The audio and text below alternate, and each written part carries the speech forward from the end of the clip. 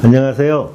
지방흡입을 연구하고 있는 김창 원장입니다. 오늘은 팔 지방흡입에 대해서 말씀드리고자 합니다. 팔 지방흡입에서 가장 중요한 포인트는요, 몸통과 어울리는 팔이 아니고 몸통보다 좀 가늘어 보이는 팔, 또는 그 앞모습에서 몸통 안으로 들어갈 수 있는 팔, 뒷모습에서는 그 울퉁불퉁한 위에 상완 쪽에 그게 일자로 떨어지는 라인, 저는 그걸 제일 중요시하게 생각하면서 흡입을 하고 있어요.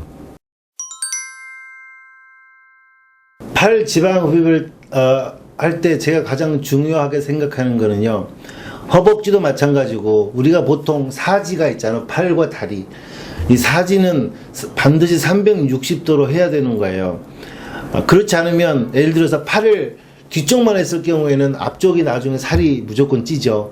그래서 아주 모양이 나쁜 팔이 되는 겁니다. 그래서 팔 수술할 때 가장 중요히 생각하는 건 360도 통으로 해야 된다.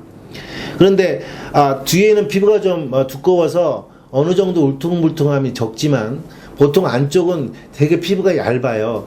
그래서 이쪽을 수술하는 게 굉장히 다른 의사 선생님들도 꺼려하는 부분이긴 하지만 저는 무조건 안쪽을 해서 보다 그 가는 팔을 만들려고 하는 거죠. 단 안쪽을 수술할 때는 반드시 2.5mm 캐뉼라를 써야 되는 겁니다.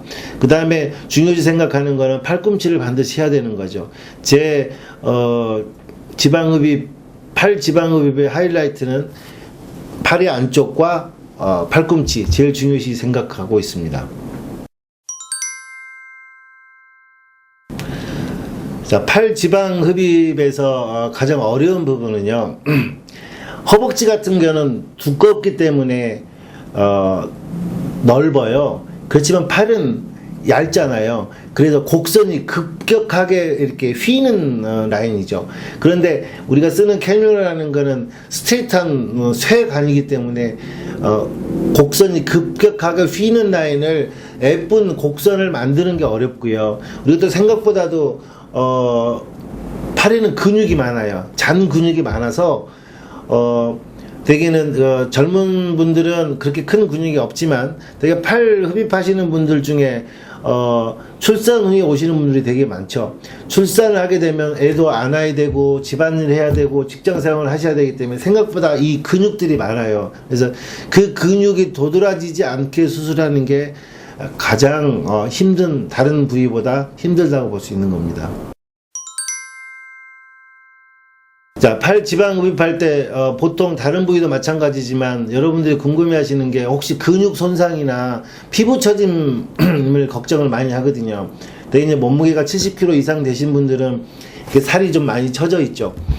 또 그렇거나 신문 방송에서 보시다시피 흡입하고 나서 뭐 근육 손상이 와서 팔을 못 움직인다 하는 분들이 있는데, 그런데 사실은 팔은 근육 손상이 별로 없어요. 왜냐하면 아까 말씀드린 것처럼 곡선이 바로 이렇게 굽었기 때문에 이렇게 근육 손상을 하려면 이 곡선을 바로 뚫어야 되는데 절대 그렇게 하지 않죠. 허벅지 같은 경우나 평면이 배는 밑으로 들어가서 밑에 근육 손상을 입힐 수 있지만 팔은 급격하게 휘기 때문에 근육 손상이 거의 없다고 보는 거죠. 단 이제 피부 처짐이 있을 수 있는데, 피부 처짐은 아까 보통 팔 지방 흡입 중에서 지방이 세 층으로 제가 구분해서 하거든요. 겨울철에 얇은 옷을 여러 겹 껴 입으면 처짐이 덜하듯이 반드시 지방 흡입은 한 층만 수술해서는 처집니다. 그래서 처짐이 없게. 자, 이 사진을 보시면요, 이분이 몸무게가 좀 나가시는 분인데 팔이 굉장히 많이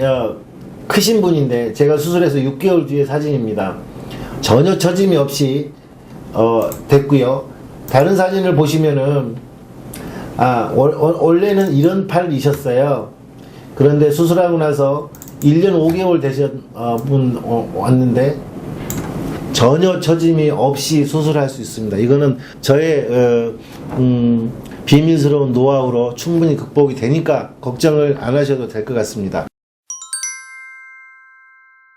보통 여러분들께서 걱정해야 하는데, 팔 수술은 허벅지는 어찌어찌 걸으시는데 팔은 일을 하셔야 되잖아요. 보통 지방흡입 하시는 분들이 대부분 다음날 출근을 하시거든요. 근데 다음날 일을 하시거나 강의를 하시거나 하셔야 되는데, 그래서 보통 지방흡입을 할 때 멍이나 뭐 아파서 어떤지는 보는데 되게 팔은 멍이 거의 없어요. 제일 멍이 안 드는 부위가 팔이라고 보시면 되고, 그 다음에 수술하고 나서 보통 수술한 당일날 핸드폰 전화하시는 거 보면 크게 걱정을 안 하셔도 될 것 같고요. 흉터 같은 경우도 보통 저는 팔 수술할 때 흉터를 세 군데를 내죠. 한 팔에. 보통 앞에 겨드랑이 안쪽에, 뒤에 겨드랑이 안쪽에 수술하고 보이지는 않습니다. 그 다음에 팔꿈치 주름에 내기 때문에 주름 두세 달 정도 지나면 거의 그 흉터가 주름에 가려서 보이지 않을 거니까 그렇게 크게 걱정 안 하셔도 될 것 같습니다.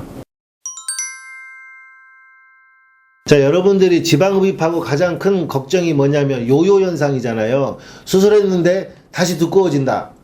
이런 경우가 있는데, 아까 제가 말씀드린 것처럼 사진은 360도로 하시면 뭐 그런 일은 별로 없어요. 물론 나중에 체중이 10kg 이상 찌시면 조금 두꺼워지는 건 있어도 체중 관리, 저는 수술하고 나서 체중 빼라는 이야기는 잘 안 씁니다. 체중을 뺄 바에는 집에서 하지 왜 병원에 와서 도움을 받습니까? 그래서 지방흡입하고 나서 제가 하는 사진은 360도를 하면요, 체중이 10kg 이상 늘지 않는 한은 뭐 그렇게 두꺼워지지 않죠. 그래서 요요에 대해서는 크게 걱정을 안 하셔도 될 것 같습니다. 자, 지방흡입하고 팔 재수술을 하는 경우는요, 안쪽 안에서 그래요. 안쪽이 너무 이렇게 커가지고 다른 데는 살이 안 찌는데 앞쪽으로 찌니까 팔이 좀 바보스러워지는 거잖아요. 그래서 저는 절대로 아까 말씀드린 것처럼 안쪽, 이두박근 쪽, 이 얇은 피부를 반드시 해드리죠. 그 외에는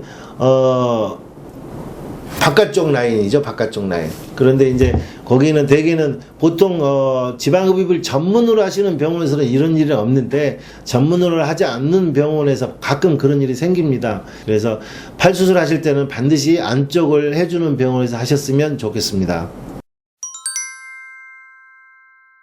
제가 팔 지방흡입할 때 다른 병원하고 차이점을 두고 수술하는 것 중에 몇 가지가 있는데요. 첫째, 360도로 반드시 한다. 아무리 어려워도. 보통 40kg 중반대 돼도 수술하시는 분이 있거든요. 그러면 안쪽 팔은 사실은 지방이 별로 없어요. 그래도 합니다.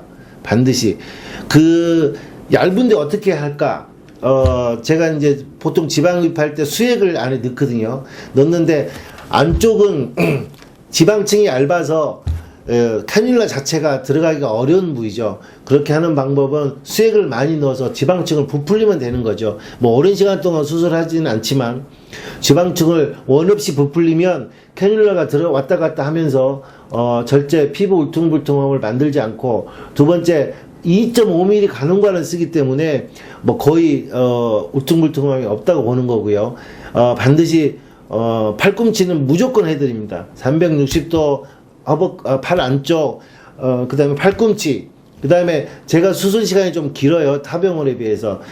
긴 거는 제가 어리숙해서 긴 게 아니고 그만큼 적은 관으로 조금씩 오랫동안 뽑으면 원하는 양을 뽑을 수 있고, 그 다음에 울퉁불퉁하지 않게 만드는 거죠.